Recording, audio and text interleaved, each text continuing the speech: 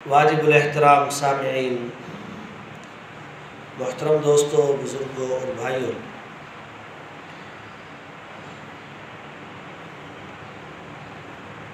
مختصر وقت میں امیر المؤمنین حضرت عثمان غنی رضی اللہ تعالیٰ عنہ کی سیرت کے حوالے سے چند باتیں عرض کرتا ہوں۔ اللہ تبارک و تعالی حق سچ بیان کرنے کی توفیق عطا فرمائے اور آپ حضرات کو اور مجھے حضرات صحابہ کرام کا دل و جان سے احترام کرنے اور ان کے نقش قدم پر چلنے کی توفیق عطا فرمائے۔ حضرت عثمان غنی رضی اللہ تعالی عنہ کو جو اعزازات اللہ تبارک و تعالی نے عطا فرمائے ہیں وہ ایک الگ شان اور مقام رکھتے ہیں۔ سب سے پہلا اعزاز حضرت عثمان غنی رضی اللہ تعالیٰ عنہ کو یہ حاصل ہے کہ آپ رضی اللہ تعالیٰ عنہ سابقین اولین صحابہ کرام میں سے ہیں، یعنی جو صحابہ کرام حضور اکرم صلی اللہ علیہ وسلم کی ذات اقدس پر سب سے پہلے ایمان لائے، ان میں سے حضرت عثمان غنی رضی اللہ تعالیٰ عنہ کو بھی شمار کیا جاتا ہے۔ خود حضرت عثمان غنی رضی اللہ تعالیٰ عنہ فرماتے تھے کہ مردوں میں چوتھے نمبر پر اسلام لانے والا میں ہوں، سابقین اولین میں سے۔ یہ بڑا اعزاز حاصل ہے آپ حضرت عثمان غنی رضی اللہ تعالیٰ عنہ کو کہ حضرت عثمان غنی رضی اللہ تعالیٰ عنہ چوتھے نمبر پر مسلمان ہوئے۔ دوسرا اعزاز حضرت عثمان غنی رضی اللہ تعالیٰ عنہ کو دوہرا داماد کا لقب دیا جاتا ہے، ذو النورین کا لقب دیا جاتا ہے، جس کا مفہوم اور تھوڑی سی وضاحت یہ ہے کہ حضرت عثمان غنی رضی اللہ تعالیٰ عنہ پوری کائنات کے اندر جب سے یہ کائنات بنی ہے اس وقت سے لے کر آپ صلی اللہ علیہ وسلم کی ذات اقدس تک یہ واحد انسان ہے، یہ واحد ہستی ہے۔ حضرت عثمان غنی رضی اللہ تعالیٰ عنہ واحد ہستی ہے کہ جن کے نکاح کے اندر کسی نبی کی دو بیٹیاں آئی ہیں۔ حضرت عثمان غنی رضی اللہ تعالیٰ عنہ کے سیرت کے حوالے سے لکھا ہے کہ حضرت عثمان غنی رضی اللہ تعالیٰ عنہ کے نکاح میں آپ صلی اللہ علیہ وسلم نے اپنی دوسری بیٹی ان کے نکاح میں دی تھی، حضرت رقیہ رضی اللہ تعالیٰ عنہ، حضور صلی اللہ علیہ وسلم کی لخت جگر، حضور صلی اللہ علیہ وسلم کی بیٹی ہیں، جو حضرت عثمان غنی رضی اللہ تعالیٰ عنہ کے نکاح میں آئی۔ جب ان کی وفات ہوئی، حضرت رقیہ رضی اللہ تعالیٰ عنہ کی وفات ہوئی، تو آپ صلی اللہ علیہ وسلم نے اپنی دوسری بیٹی یعنی تیسری بیٹی حضرت ام کلثوم رضی اللہ تعالیٰ عنہ کو آپ صلی اللہ علیہ وسلم نے حضرت عثمان کے نکاح میں دے دیا۔ اور بعض روایات میں تو یہاں تک یہ باتیں لکھی ہیں محدثین نے حدیث کے حوالے سے کہ آپ صلی اللہ علیہ وسلم نے جب اپنی دوسری بیٹی کا نکاح بھی حضرت عثمان غنی رضی اللہ تعالیٰ عنہ کو دیا، ان کے ساتھ نکاح فرمایا، اور پھر ان کی زندگی کے اندر ہی حضرت ام کلثوم رضی اللہ تعالیٰ عنہ کی دوبارہ وفات ہوئی۔ ایک بیٹی نکاح میں دی، اس کی بھی وفات ہوئی، آپ صلی اللہ علیہ وسلم نے دوسری بیٹی نکاح میں دی، ان کی بھی وفات ہو گئی۔ تو حضور صلی اللہ علیہ وسلم کی 4 بیٹیاں تھیں، تو حضرت فاطمہ کا نکاح حضرت علی سے ہو چکا تھا۔ تو حضور صلی اللہ علیہ وسلم نے اس موقع پر ایک جملہ ارشاد فرمایا تھا۔ حضور فرمایا کرتے تھے کہ اگر میری 40 بیٹیاں ہوتی، بعض روایات میں آتا ہے کہ حضور نے فرمایا اگر میری 100 بیٹیاں ہوتی، وہ ساری کی ساری یکے بعد دیگر حضرت عثمان کے نکاح میں دے دیتا، کیونکہ 2 بہنوں کا آپس میں نکاح میں جمع کرنا تو حرام ہے۔ وَأَن تَجْمَعُوا بَيْنَ الْأُخْتَيْنِ، اللہ تبارک و تعالی نے فرمایا کہ کسی مسلمان کے لیے یہ جائز نہیں ہے کہ 2 بہنوں کو ایک ہی نکاح میں اکٹھا کرے۔ 2 بہنوں کے ساتھ یکدم ایک دفعہ نکاح نہیں ہو سکتا، ایک کے بعد اگر ایک وفات ہو جاتی ہے تو دوسری کے ساتھ نکاح کرے، دوسری کی وفات ہوتی ہے پھر تیسری کے ساتھ ہو سکتا ہے۔ تو آپ صلی اللہ علیہ وسلم نے فرمایا کہ اگر میری 40، بعض روایات میں آتے ہیں کہ اگر میری 100 بیٹیاں بھی ہوتی تو یکے بعد دیگر ایک ایک کر کے حضرت عثمان غنی کے نکاح میں دے دیتا۔ ذوالنورین کا لقب ان کو اس وجہ سے دیا جاتا ہے کہ آپ صلی اللہ علیہ وسلم کی 2 لخت جگر 2 بیٹیاں حضرت عثمان غنی کے نکاح میں آئی تھی، اس وجہ سے ان کو ذوالنورین کا اعزاز دیا جاتا ہے۔ تو حضرت عثمان غنی رضی اللہ تعالیٰ عنہ کو دوسرا اعزاز یہ حاصل ہے کہ حضرت عثمان غنی رضی اللہ تعالیٰ عنہ آپ صلی اللہ علیہ وسلم کے دوہرے داماد ہیں، اور میں نے جیسے عرض کیا کہ آپ صلی اللہ علیہ وسلم کی ذات سے پہلے جتنے انبیاء گزرے ان کی بھی بیٹیاں ہوا کرتی تھی، ان کے بھی داماد ہوا کرتے تھے، ان کی بیٹیوں کے ساتھ لوگ نکاح کرتے تھے، لیکن کسی شخص کو یہ اعزاز حاصل نہیں ہے کہ کسی نبی کی 2 بیٹیاں اس کے گھر میں تھیں۔ یہ اعزاز صرف اور صرف حضرت عثمان غنی رضی اللہ تعالیٰ عنہ کو حاصل ہے۔ اسی طرح فرمایا حضرت عثمان غنی رضی اللہ تعالیٰ عنہ جو ہے وہ آپ صلی اللہ علیہ وسلم کے تیسرے خلیفہ،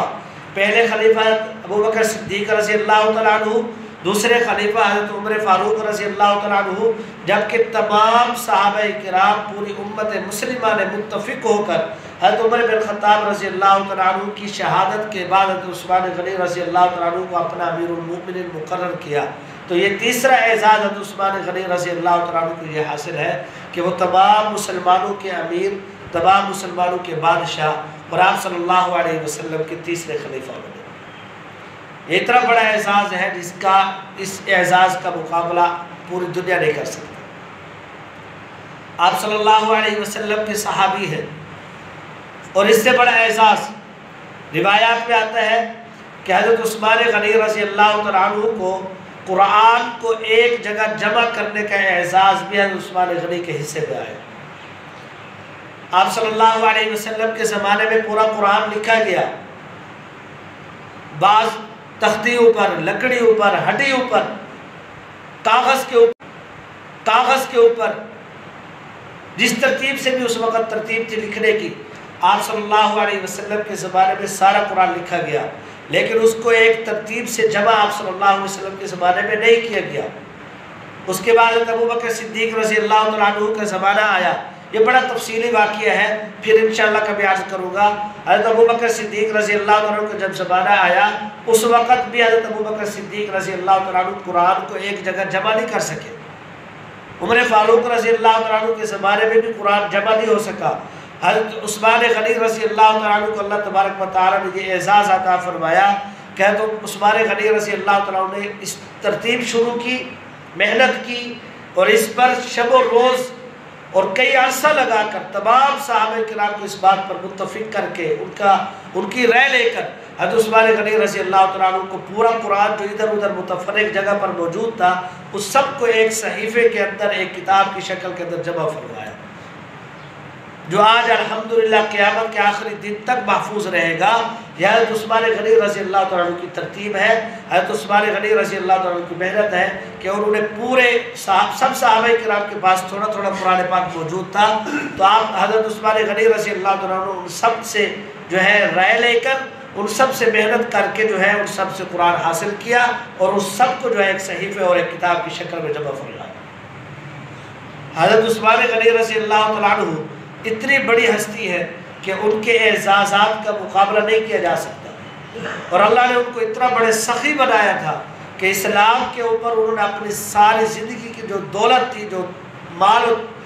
تھا، جائیداد تھی، سب کچھ اسلام پر قربان کر دیا۔ ان کا لقب غنی کا مطلب ہوتا ہے مالدار ہونا۔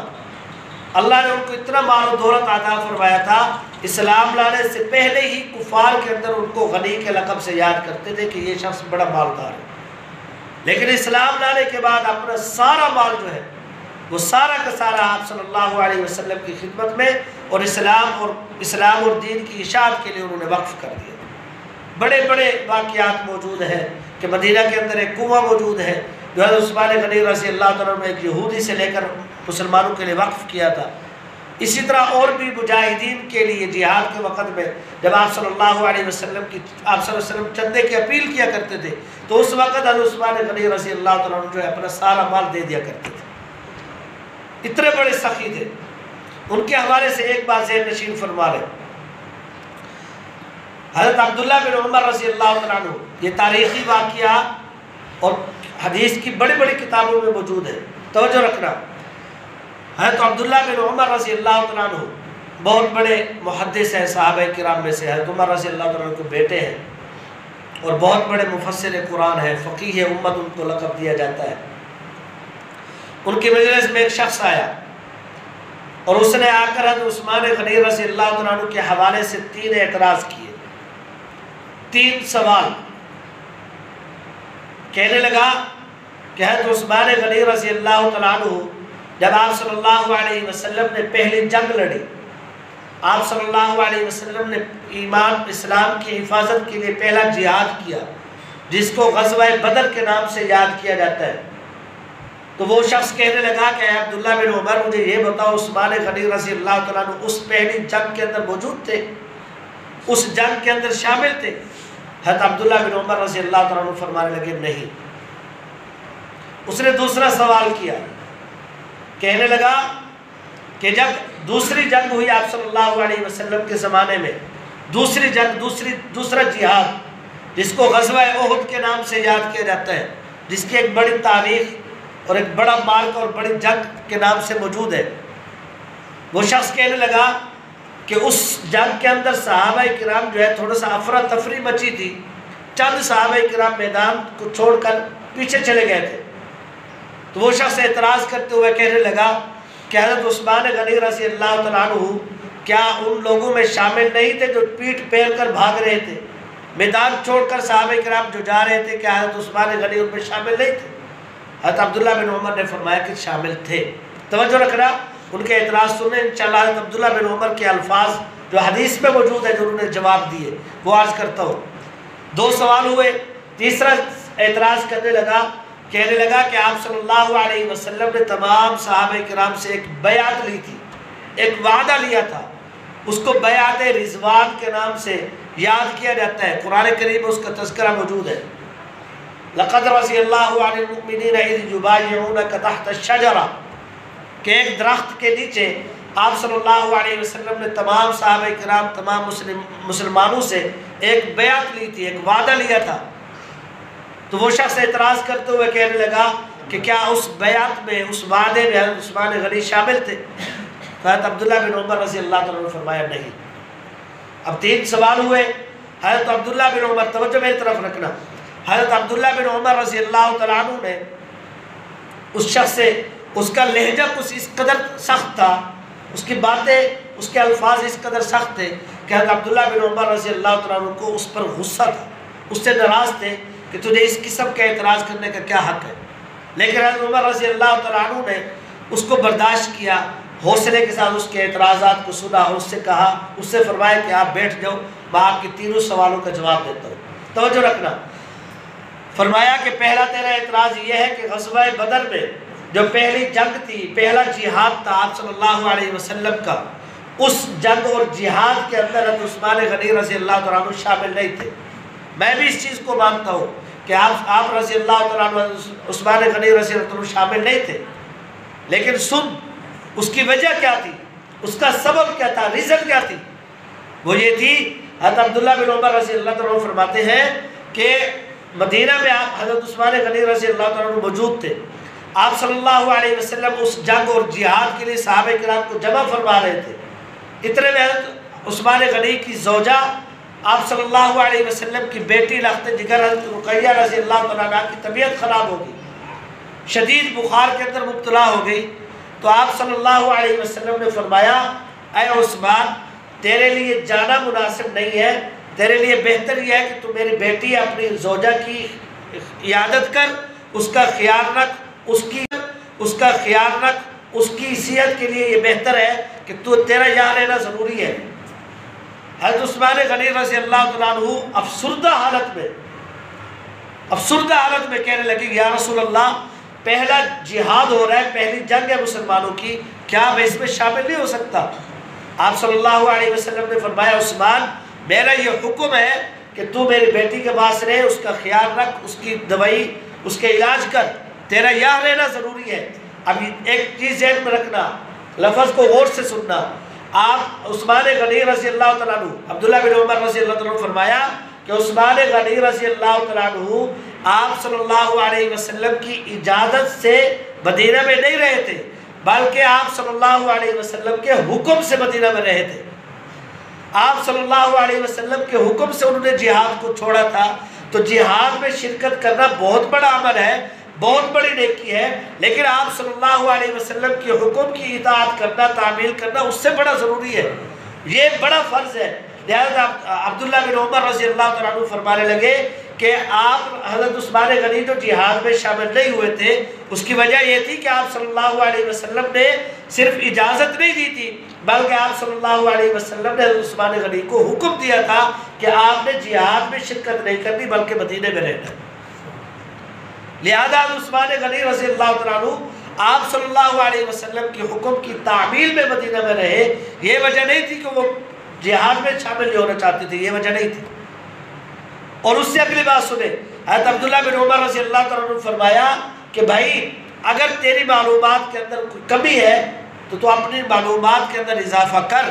ورنہ تجھے یہ بات معلوم ہونی چاہیے کہ آپ صلی اللہ علیہ وسلم نے ایک تو ان کو حکم دیا تھا کہ آپ نے مدینہ میں رہنا ہے، اور دوسرا بڑا اعزاز ان کو یہ حاصل تھا کہ آپ صلی اللہ علیہ وسلم نے اس جہاد کے بعد جب تمام مجاہدین کا آپ صلی اللہ علیہ وسلم نے غنیمت میں سے حصہ نکالا، حصہ بنایا تمام مجاہدین کا، تو آپ صلی اللہ علیہ وسلم نے حضرت عثمان غنی کو بھی ایک پورا حصہ عطا فرمایا تھا. گویا آپ صلی اللہ علیہ وسلم کے حکم کی تعمیل میں وہ مدینہ میں رہے تھے، لیکن آپ صلی اللہ علیہ وسلم نے ان کو بدری صحابہ کرام میں شامل کر کے ان کو حصہ عطا کیا تھا. دوسرا سوال، تیرا دوسرا اعتراض یہ ہے کہ حضرت عثمان غنی رضی اللہ تعالیٰ عنہ ان صحابہ کرام میں شامل تھے جو احد کے میدان میں، دوسری جہاد میں، دوسری جنگ میں پیٹ پھیر کر جانے لگ گئے تھے میدان سے. ایک تاریخی واقعہ ہے، پھر انشاءاللہ کبھی تفصیل سے عرض کروں گا، لیکن اس حدیث کو سن لیں کہ عبداللہ بن عمر رضی اللہ تعالیٰ عنہ نے فرمایا، اس کا جواب دیتے ہوئے فرمایا کہ تیری بات ٹھیک ہے، صحابہ کرام کی ایک بڑی تعداد تھی احد کے میدان میں، جن میں حضرت عثمان غنی بھی شامل تھے جو کہ جہاد سے میدان سے تھوڑا بھاگے تھے. لیکن توجہ سے سن لیں، اس کی وجہ سے ہمیں مسلمانوں کا یا صحابہ کرام کا دل میں بغض نہیں رکھنا چاہیے، ان کے بارے میں کوئی غلط خیال نہیں رکھنا چاہیے. کیوں؟ کیونکہ اللہ تبارک و تعالیٰ نے جہاں احد کا واقعہ بیان فرمایا، وہاں اللہ تبارک و تعالیٰ نے اعلان فرما دیا وَلَقَدْ عَفَى اللَّهُ عَنْهُمْ کہ صحابہ کرام کی غلطی تھی، صحابہ کرام میدان چھوڑ کر بھاگنے لگ گئے تھے، لیکن اللہ تعالیٰ خود فرماتے ہیں کہ میں نے ان تمام صحابہ کرام کو معاف کر دیا. تو عبداللہ بن عمر رضی اللہ تعالیٰ عنہ فرمانے لگے کہ بھائی تو بھی آپ معاف کر دیں. جب اللہ نے ان کو معاف کر دیا ہے، غلطی ہوتی ہے، بشری تقاضا ہے، وہ بھی انسان تھے، اگر افراتفری میں وہ تھوڑا سا میدان سے چلے گئے تھے تو اس کی وجہ سے تمہیں بغض نہیں رکھنا چاہیے، بلکہ اللہ تعالیٰ کی آیات پر غور کرنا چاہیے کہ اللہ تبارک و تعالیٰ نے ان کے بارے میں فرمایا کہ میں نے ان سب کو معاف کر دیا، لہذا ہمیں بھی تمام صحابہ کرام کو معاف کر دینا چاہیے، ان کی گستاخی نہیں کرنی چاہیے. دوسرا جواب یہ دیا. اور تیسرا فرمایا کہ اس شخص نے سوال کیا تھا کہ بیعت رضوان جس کے اندر 1400 سے زیادہ مومنین مسلمان صحابہ کرام شامل تھے، صلح حدیبیہ کا نام بھی دیا جاتا ہے اس صلح کو، تو اس بیعت رضوان میں حضرت عثمان غنی رضی اللہ تعالیٰ عنہ آپ صلی اللہ علیہ وسلم کے ساتھ شامل نہیں تھے. تیسرا اعتراض تھا اس کا. حضرت عبداللہ بن عمر رضی اللہ تعالیٰ عنہ نے فرمایا کہ بھائی تیری معلومات کے اندر کمی ہے، تجھے اصل باتوں کا علم ہی نہیں ہے. ہم اس بیعت کے وقت بھی موجود تھے، بیعت کے بعد بھی آپ صلی اللہ علیہ وسلم کے ساتھ رہے، تو ہم سے کم از کم پوچھ تو صحیح، تیرا جو لہجہ ہے، تیرے جو الفاظ ہیں، یہ گستاخانہ الفاظ یہ نہیں ہونے چاہیے. تجھے پہلے اپنی معلومات مکمل کرنی چاہیے. جب معلومات نہیں ہے تو تجھے کیا حق حاصل ہے کہ تو گستاخیاں کرتا رہے؟ پہلے معلومات لے، قرآن کو پڑھ، حدیث کو پڑھ، صحابہ کرام کی زندگی سیرت دیکھ، اعتراض تیرے دور نہ ہو پھر تو اعتراض کر.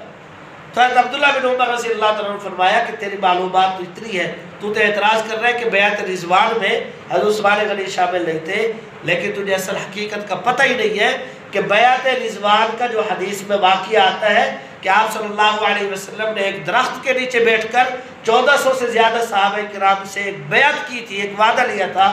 وہ جو حدیث کی کتابوں میں واقعہ آتا ہے اس واقعے کو ذرا غور سے پڑھ. اس واقعے کے اندر اس بیعت اور وعدہ لینے کا جو اصل مقصد تھا، اس وعدہ لینے کا جو اصل وجہ اور اصل مقصد تھا وہ کیا تھا؟ وہ حضرت عثمان غنی رضی اللہ تعالیٰ عنہ کی شہادت تھی. توجہ سے، یہ بڑا تفصیلی واقعہ ہے. حضرت عثمان غنی رضی اللہ تعالیٰ عنہ کو آپ صلی اللہ علیہ وسلم نے بھیجا کفار مکہ کے پاس صلح کے لیے، کفار مکہ کے پاس بھیجا صلح کے لیے، اور وہاں سے خبر آئی، لوگوں نے غلط خبر اڑا دی، افواہ جسے کہتے ہیں، وہاں سے خبر آئی کہ کفار مکہ نے حضرت عثمان غنی کو شہید کر دیا۔ تو آپ صلی اللہ علیہ وسلم کو اس خبر کا اتنا افسوس ہوا اور اس قدر آپ صلی اللہ علیہ وسلم غصے میں آئے کہ آپ نے سب صحابہ کرام کو جمع کر کے، مؤمنین کو جمع کر کے اس بات پر بیعت لی، اس بات کا وعدہ لیا کہ ہم حضرت عثمان غنی رضی اللہ تعالیٰ عنہ کا ضرور بدلہ لیں گے۔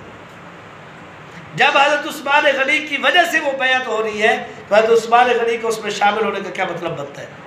ان کی تو شہادت کی خبر آ چکی تھی، ان کو تو لوگوں نے خبر اڑا دی تھی کہ وہ شہید ہو چکے، ان کی شہادت کی وجہ سے آپ صلی اللہ علیہ وسلم نے صحابہ کرام سے بیعت لی، آپ صلی اللہ علیہ وسلم نے صحابہ کرام سے وعدہ لیا۔ اور یہاں ایک اور بات آپ سے عرض کر دوں، حدیث کی کتابوں میں یہ بات موجود ہے کہ آپ صلی اللہ علیہ وسلم نے اسی بیعت کے موقع پر جب سب صحابہ کرام آپ صلی اللہ علیہ وسلم کے ہاتھ میں ہاتھ دے کر وعدہ کر چکے تھے، ہاتھ میں ہاتھ دے کر وعدہ اور بیعت کر چکے تھے، تو آخر میں آپ صلی اللہ علیہ وسلم نے اپنا ہاتھ یوں رکھا، سیدھا ہاتھ اپنا یوں رکھ کے یوں فرمایا کہ گویا ہاتھ میں ہاتھ دے کر وعدہ کر چکے تھے، ہاتھ میں ہاتھ دے کر وعدہ اور بیعت کر چکے تھے، تو آخر میں آپ صلی اللہ علیہ وسلم نے اپنا ہاتھ یوں رکھا، سیدھا ہاتھ اپنا یوں رکھ کے یوں فرمایا کہ گویا کہ یہ عثمان کا ہاتھ ہے اور میں اس کی طرف سے بیعت کر رہا ہوں، حضرت عثمان کے یہ ہاتھ ہے، اس کی وجہ سے، اس کی طرف سے میں یہ بیعت کر رہا ہوں، یہ وعدہ کر رہا ہوں۔ تو یہ اعزاز بھی حضرت عثمان غنی کو حاصل ہے کہ آپ صلی اللہ علیہ وسلم کا ہاتھ، آپ نے فرمایا کہ میرا ہاتھ گویا کہ عثمان کا ہاتھ۔ اس لیے محترم دوستوں بزرگوں، یہ ساری گزارشات کرنے کا ایک خاص مقصد تھا۔ ویسے حضرت عثمان غنی اور تمام صحابہ کرام، ان کا تذکرہ کرنا، ان کی سیرت کے کوئی واقعہ پڑھنا ہمارے لیے اعزاز ہے، ثواب کی چیز ہے، نیکی کی چیز ہے۔ لیکن میں ایک بات عرض کر دوں کہ سوشل میڈیا پر آپ حضرات نے دیکھا ہوگا کہ ایک خبیث بدبخت نے ایک پروگرام کے اندر جو ہے وہ حضرت عثمان غنی رضی اللہ تعالیٰ عنہ کے کردار پر اس نے کیچڑ اچھالا، آپ رضی اللہ تعالیٰ عنہ کے بارے میں اس نے بکواسات کی۔ تو میں یہ عرض کرنا چاہتا ہوں کہ کم از کم ہم مسلمانوں کا ایمان صحابہ کرام کے بارے میں مضبوط ہونا چاہیے۔ کسی کی باتوں میں، کسی کے اعتراضات کو سن کر، ہمارے ہاں کیا ہوتا ہے کہ ہمارے ہاں سوشل میڈیا کی کوئی ویڈیو دیکھی کسی نوجوان نے اور اس سے متاثر ہو کر انہی کی باتوں میں لگ جاتے ہیں۔ یاد رکھنا، سوشل میڈیا کے اندر جو ہے فتنے موجود ہیں، پروفیسر حضرات اور دیگر جو ہے نام نہاد لیکچرار اور سکالر، یہ جو ہے مسلمانوں کے اندر فتنہ پھیلانا چاہتے ہیں۔ اس لیے اپنے علماء حق، جو آپ کے معتمد علماء ہیں، جو مدارس ہیں، جو آپ کی مساجد کے امام ہیں، علماء کرام ہیں، ان کے ساتھ جڑیں۔ اگر کوئی سوشل میڈیا سے کوئی بات آپ کو سنتے ہیں اور عجیب لگتی ہے تو آپ کم از کم اپنے عالم کے پاس آ کر اس کو ڈسکس کریں، اس سے پوچھیں کہ یہ شخص جو ہے یہ بات کر رہے ہیں، اس کا کیا مطلب ہے۔ اس لیے محترم آپ تمام دوستوں سے درخواست ہے کہ سوشل میڈیا کے اندر موجود جو نام نہاد سکالر ہیں، ان کے بیانات سننے سے پرہیز کریں۔